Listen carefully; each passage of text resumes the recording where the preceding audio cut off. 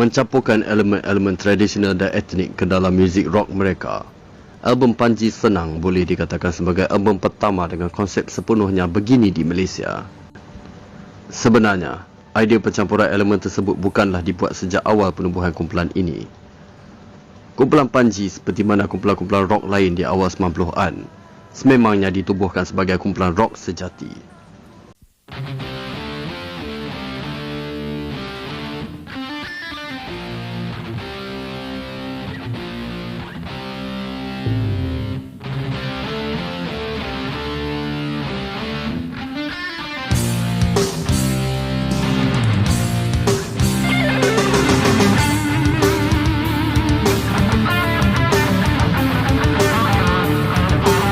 Penciptaan kumpulan Panji ditelusuri pada awal 1992 apabila komposer anak murid M. Nasir iaitu Azam Dungun telah ditawarkan peluang penerbitan album oleh Sony Music setelah melihat kejayaan lagu ciptaan beliau dan Wan Zul menerusi kumpulan Iklim.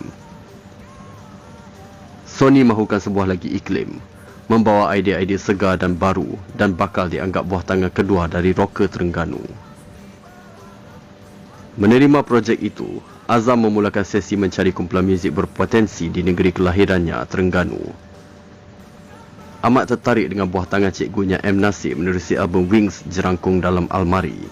Azam menemui sebuah kumpulan rock yang dibarisi oleh Opi vokalis, Awang gitar, Anwar bass dan Asran drum dari Felda Jerangau yang aktif mengadakan persembahan pentas di kampung tersebut. Kebetulan pada malam itu, kumpulan itu membawa lagu kegemarannya, Awang Treasure.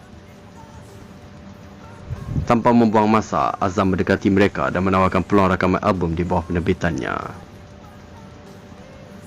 Bertindak bukan sahaja sebagai penerbit album, Azam juga sebenarnya dianggap sebagai ahli kumpulan ini. Beliau telah mencipta beberapa buah lagu untuk rakaman demo tape di Dungun. Disebabkan lokasi Jerangau yang agak jauh dengan Dungun dan masalah komitmen, hanya Opi dan Anwar sahaja yang berkesempatan turut serta untuk rakaman demo. Bagi posisi lain, Azam telah menjemput dua pemuzik disegani dari Dungun, gitaris Norman dari kumpulan Mahkota dan drummer Rosie yang pernah merakamkan album bersama kumpulan Roses. Dengan bantuan Norman dan Rosie, demo tape 12 lagu berkonsepkan hard rock dan slow rock ini telah disiapkan pada Mei 1992 di bawah judul Kasut dan Kaki. Suatu nama pelik tetapi unik berunsur metaforik hasil nukilan Azam.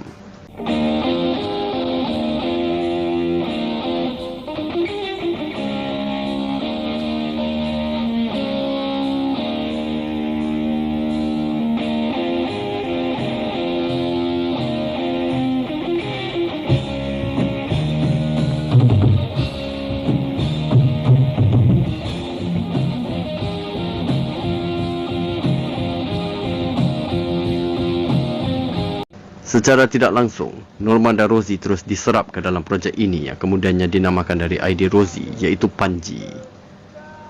Pada saat ini juga Panji telah diuruskan oleh abang kepada drummer Rosie iaitu Wan Rosali dan kemudiannya bertindak ke Ceras Kuala Lumpur untuk menghantar motif Kasut dan Kaki kepada Sony Music dan serta-merta mendapat kontrak rakaman album di bawah syarikat tersebut. Mengetahui bakat ahli-ahli Panji terutama Rosie, Opi dan Anwar yang berpengalaman dalam memainkan alat muzik tradisional, Sony Music telah memberi cadangan agar memasukkan elemen muzik tradisional ke dalam muzik Panji. Cadangan pencampuran elemen tradisional dan rock ini diterima dengan baik oleh Azam dan ahli-ahli Panji. Mereka mula merangka lagu untuk pencampuran elemen tersebut sambil mengubah posisi ahli-ahli demi memantapkan lagi struktur lagu-lagu Panji. Anwar telah berpindah ke posisi percussion dan gendang, manakala Rozi ke posisi seruling, gendang selain posisi utamanya drum, sambil menerima kemasukan dua ahli baru iaitu Dean bass dan Murad gitar. Rakaman album mula dijalankan pada lewat 1992 di Fantasia Studio Ceras dan awal 1993 di King Studio Petaling Jaya. Akhirnya, album Panji Senang lahir di pasaran pada April 1993 di bawah terbitan Sony Music.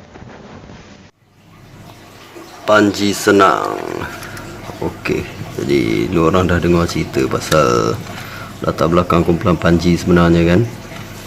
Okey, sekarang dah tibalah masa untuk kita ulas dia punya kaset Jadi sebabkan album ni muncul pada tahun 1993, dia waktu di zaman kejatuhan rock.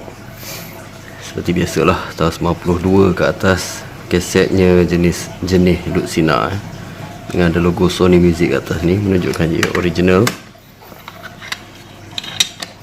Okey, kita tengok dia punya inlay dia. Jadi begitu juga dia punya casing dia, Duk Sina ada logo Sony Music, menunjukkan dia adalah casing original. Okey, jadi inlay Panji ni antara yang jenis-jenis inlay panjang lah. Kita boleh tengok kat sini. Okey, jadi cover kat depan dia gambar matahari terbit, lepas tu ada pokok-pokok.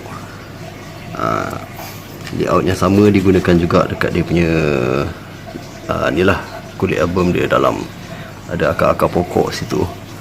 Menurut Azam Dungun, sebenarnya ni memang lukisan dia original dan diberikan kepada Sony Music untuk pihak Sony Music upah pelukis untuk lukis barulah. Tapi malangnya mereka hanya gunakan lukisan Azam Dungun yang ini. Tapi okey lah, bagi gua masih cun jugalah sebab dia nampak artistik. Begitu juga dengan logo ni. Ni pun logo yang dilukis oleh Azam Dungun. Memang direct, dia tak ubah apa-apa pun, pemalas tu Sony Music ni.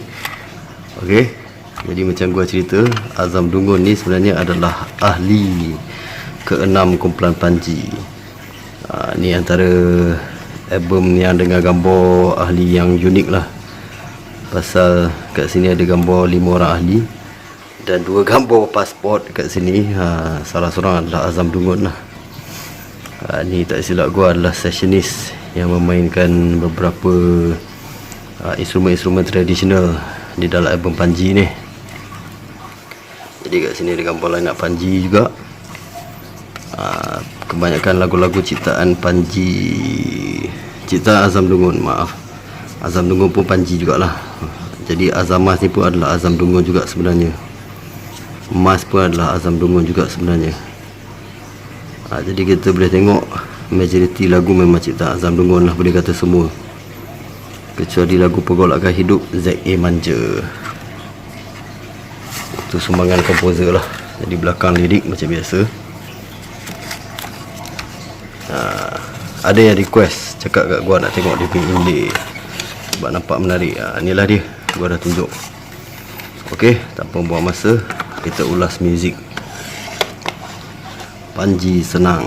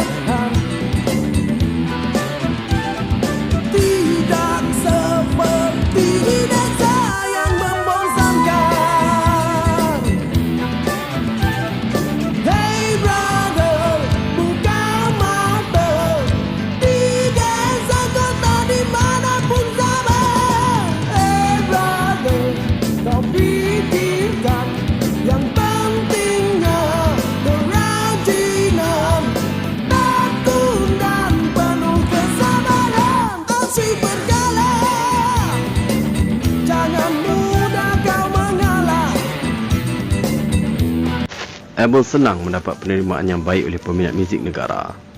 2 buah lagu telah tersenarai dalam muzik-muzik 1993, manakala idea percampuran elemen etnik dan rock di dalam album Panji mendapat pujian yang baik.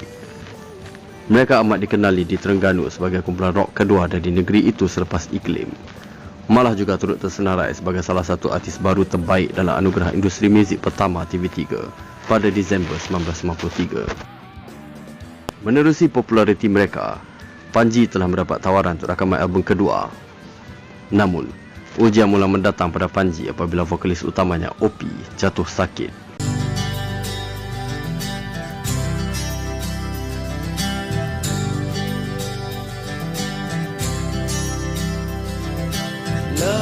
Disebabkan masalah kesihatan Opi, Panji terpaksa membatalkan perancangan mereka untuk rakaman album kedua. Hasilnya, semua ahli-ahli Panji mula membawa haluan masing-masing. Rosie sebagai pemuzik sessionis dah sempat menyertai Spring untuk sementara. Anwar mula bekerja sebagai juru audio di Doremi, manakala Deng dan Norman aktif sebagai pemuzik klub.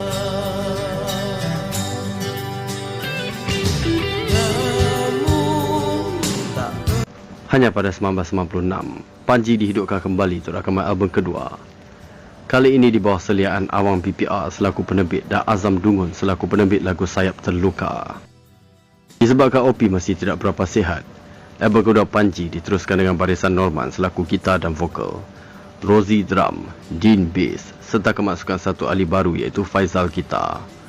Album kedua Panji walau bagaimanapun terpaksa mengikuti trend arus masa pada masa itu, lebih bercirikan rock santai dan balada, meninggalkan identiti unik etnik tradisional rock yang pernah dirakamkan mereka pada album pertama dahulu.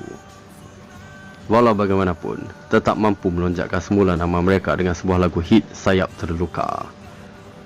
Namun begitu, Panji kemudiannya berpecah juga pada tahun selanjutnya 1997 dengan Norman dan Dean meneruskan perjuangan menerusi kumpulan Jet, manakala vokalis asal Opi menubuhkan kumpulan Yes.